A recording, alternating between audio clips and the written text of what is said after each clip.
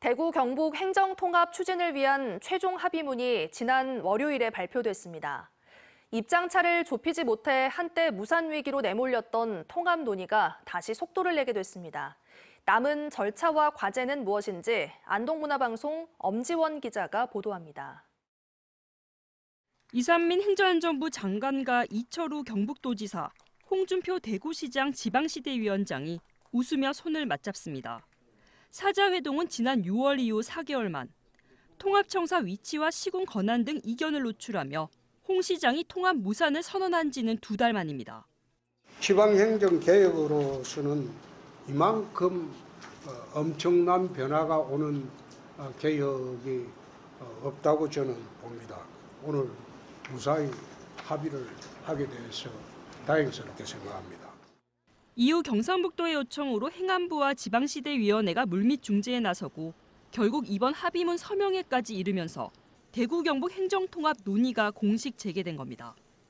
대구 경북은 원래 한 뿌리고 한 도시였습니다. 그런데 분리가 있으면서 더 발전이 돼야 되는데 계속 몰락의 길로, 어려운 길로 갔습니다. 그래서 합쳐서 새로운 길을 찾아야 된다. 공동 합의문에는 모두 7개 항이 담겼습니다. 앞서 알려진 대로 대구 경북 특별시라는 통합단체 명칭과 수도에 준하는 법적 위상, 시군의 종전 사무 유지와 권한 강화, 그리고 기존 청사 활용과 관할 미설정, 의회 소재지는 양 시도의회 합동총회에서 결정하도록 하는 내용 등이 담겼습니다.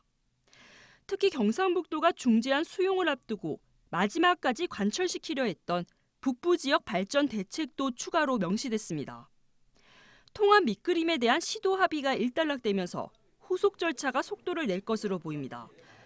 TK 행정통합 특별법 제정에 앞서 관계부처가 참여하는 범정부 협의체에서 중앙정부의 권한을 얼마나 이양받고 또 행정적, 재정적 특례를 부여할지에 대한 실무 논의를 진행하는 한편 대통령께서도 대구 경북 통합을 적극 지원하도록 거듭 당부하신 만큼 대구 경북의 발전과 대한민국의 새로운 미래를 위해서 반드시 통합을 완수하도록 하겠습니다.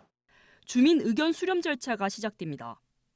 다음 달부터 권역별 주민 현장 간담회가 동서남북 4개 권역을 비롯해 지역별 산업 지형에 따라 또 신공항 군부대 이전, 맑은 물 하이웨이 등 지역별 관심 현안에 따라 순차적으로 개최될 것으로 보입니다.